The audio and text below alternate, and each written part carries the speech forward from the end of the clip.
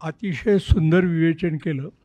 फक्त 2च सेकंदात सांगणार आहे की नामस्मरण आणि नामजप याच्यात फरक आहे.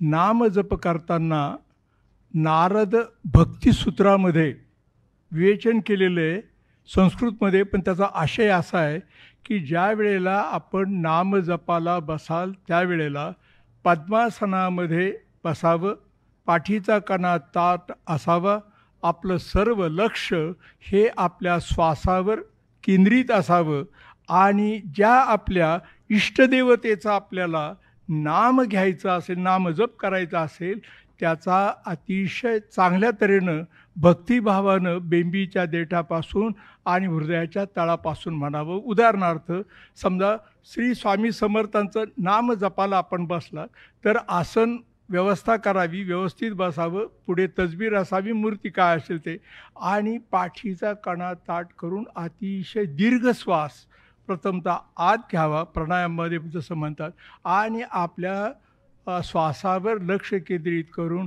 श्री स्वामी समर्थ, श्री स्वामी समर्थ असं.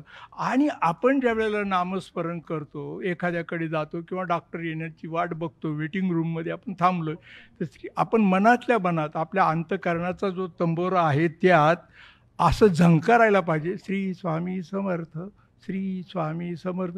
लोकल यायला उशीर आहे, आपण रिकामे बसलो, याची त्याची उटाळकी कुचाळकी हे करण्यापेक्षा आपण श्री स्वामी समर्थ, श्री स्वामी समर्थ असं करावं. तुकारामाने जे म्हटलेले नामसाधना उपासना पै सोपी न जावे वनांतरा वगैरे, बरंच आता चांगलं विवेचन केलं.